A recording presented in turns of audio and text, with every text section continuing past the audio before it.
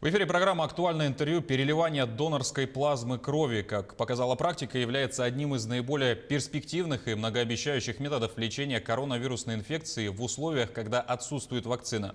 Применяют ли этот метод якутские врачи? Есть ли такие доноры и как в целом обстоят дела со сдачей крови в Якутске? В Национальный день донора, который отмечается сегодня, мы поговорим об этом с заведующим донорским отделением станции переливания крови Якутска Ириной Гуляевой. Ирина Михайловна, здравствуйте. Здравствуйте. Как обстоят дела с донорством сейчас, когда большинство людей находится на самоизоляции? В настоящее время ситуация с донорством у нас стабильная. Конечно, число доноров у нас уменьшилось в связи с коронавирусом, потому что студенты наши, которые являются основной частью наших доноров, они разъехались по домам в районы. Кто-то боится просто прийти в связи со сложившейся ситуацией. Но, тем не менее, доноры приходят, кадровые наши доноры приходят. Приходят доноры также, сдают кровь для своих близких, родных, которые попали в беду. Если необходимо, то мы вызываем доноров по телефону. В общем-то, отказов, как правило, не бывает. В среднем у нас сейчас число доноров где-то 50-60 в день. И этого количества хватает. Почему? Потому что все-таки потребность лечебных учреждений сейчас уменьшилась в связи с тем, что плановые операции сейчас не производятся. Делаются только экстренные операции. И кровь, нужна у нас для переливания. Это при экстренных операциях, это при тяжелых родах, при травмах с потерей крови в таком плане. В общем, пока у нас какой-то кризисной ситуации с донорством нет. А как вы призываете в создавшихся условиях к донорству и насколько это безопасно? Мы, конечно, продолжаем призывать к донорству, потому что кровь донорская нужна каждый день. Доноры нам нужны каждый день. Мы, конечно, на станции стараемся обеспечить максимально безопасное пребывание тут доноров. При входе на станцию переливания крови доноры обрабатывают руки антисептиком, им выдаются одноразовые маски, бахилы. Затем они проходят в донорский зал. Пол в донорском зале, там есть разметка на 1,5 метра, то есть дистанцию доноры соблюдают. К тому же я сказала, что сейчас особого наплыва нет. В среднем проходит 50-60 человек. Это в течение 4 часов с 8 до 12. Поэтому я думаю, что мы обеспечили безопасную сдачу крови для доноров. Кроме того, конечно, обрабатываются помещения, постоянно обрабатываются детсредствами, ручки дверей, поверхности, все, что нужно. Кто сегодня наиболее нуждается в донорской крови? В настоящее время, так же, как и всегда, более всего нуждаются в донорской крови те, которые потеряли эту кровь. То есть это может быть во время операций, во время тяжелых родов, также при травмах может быть потеря крови. И, в общем-то, часто бывает, что альтернативы для донорской крови лечебными средствами нет. То есть, если этому человеку не перелить кровь, то он может просто погибнуть. Также еще различные заболевания, при которых необходимо переливание крови. Это, прежде всего, онкологические заболевания, это ожоговая болезнь, это гематологические заболевания, это тяжелые инфекции. Онкогематология также. Может ли ситуация с коронавирусом потребовать большего количества донорской крови, чем обычно? Да нет, я не думаю. Почему? Потому что коронавирус все-таки это такое заболевание, при котором донорская кровь не является лечением, переливание донорской крови не является лечением. Такие осложнения, которые могут быть, самые грозные осложнения, это острая дыхательная недостаточность, пневмония. При вирусной пневмонии компоненты донорской крови не переливают. Возможно переливание в том случае, если имеются сопутствующие заболевания, то есть онкология, гематологические заболевания, тогда, конечно, нужно будет подсоединять и переливание донорской крови. Но при самом коронавирусе там переливание крови донорской не требуется. То есть наши медики не применяют переливание плазмы от переболевших коронавирусом для лечения этой инфекции, как это делают в других регионах страны? Ну, в других регионах это только в Москве пока переливают, вернее, начали переливать. И то это сейчас переливание донорской плазмы, которая содержит антитела. То есть плазму берут у реконвалесцентов, то есть те, которые переболели уже этой инфекцией, и у них выработались антитела. Вот. Это еще лечение экспериментальное, то есть оно не апробировано, оно не прошло определенных испытаний, не имеет доказательной базы. Конечно, если это нужно будет, то мы готовы переливать. И у нас будет, мы тогда закупим и тест-система для определения антител к данной инфекции, и мы можем действительно делать забор крови, забор плазмы у реконвалесцентов и переливать. Но пока мы это не сделаем. А есть ли уже сейчас желающие сдать такую кровь? Сейчас таких желающих нет. То есть вы имеете в виду переболевшие уже коронавирусом, да? Да, нет. В конце прошлого года были проблемы с финансированием выплат донорам. Как сейчас обстоят с этим дела? Сейчас проблем каких-то с финансированием для доноров нет.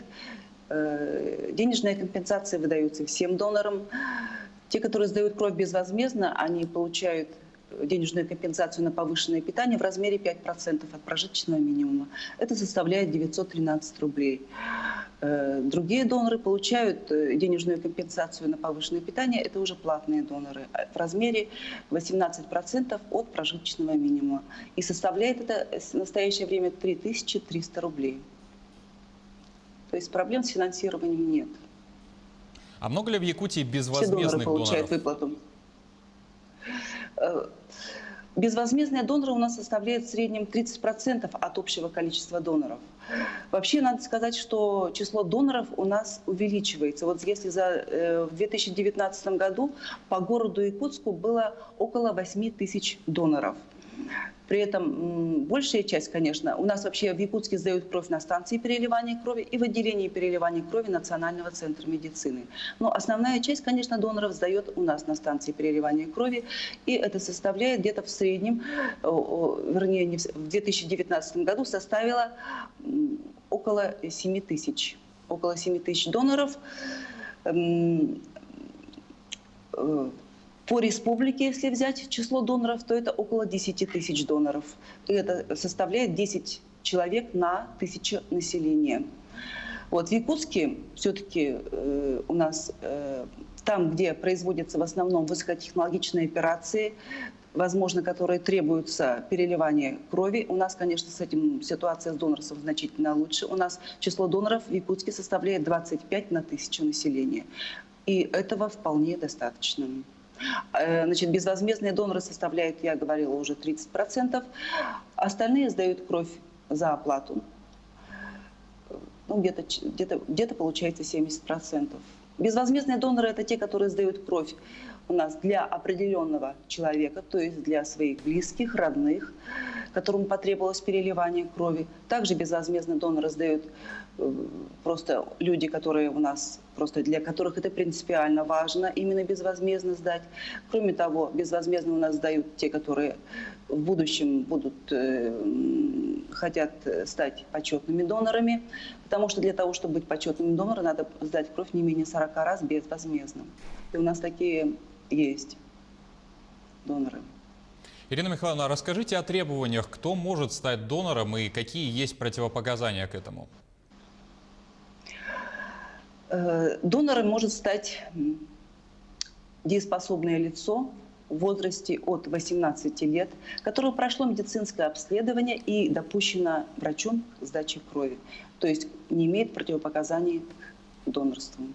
А основные противопоказания к донорству, они могут быть абсолютные, то есть тогда, когда донор не может ни при каких обстоятельствах и в течение всей своей жизни быть донором, а также временные противопоказания, то есть на определенный период он не может быть донором.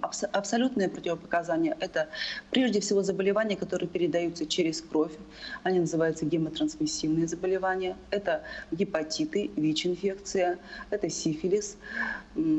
Также не могут быть донорами люди, имеющие психическое заболевание, наркотические, наркомания, алкоголизм также является противопоказанием к донорству. Также тяжелые соматические заболевания, это онкологические заболевания, заболевания сердечно-сосудистой системы, такие как ишемическая болезнь сердца, тяжелая гипертония, ну и другие заболевания, которые серьезные заболевания, при которых мы не можем допустить к донорству. Также имеются временные противопоказания, когда человек не может быть донором в течение какого-то определенного времени. Это, значит, если у данного человека была операция, то в течение полугода он не может быть донором. После татуировок в течение года не может быть донором. После перенесения каких-то острых инфекций в течение месяца, это вот имеется в виду острые респираторные заболевания, ангина, вот. Обострение хронических заболеваний также является противопоказанием к донорству. Период лактации, период родов у женщин противопоказания. Ну вот такие в основном такие противопоказания к донорству. А долго ли организм донора восстанавливается после сдачи им крови? Вообще после сдачи крови происходят определенные процессы в организме, снижается артериальное давление, учащается пульс, но эти показатели очень быстро приходят в норму в течение буквально нескольких минут. А вот клетки крови восстанавливаются дольше, это около месяца требуется на восстановление клеток крови, и поэтому последующая донация может быть не ранее, чем через 2 месяца после последней. Вообще в среднем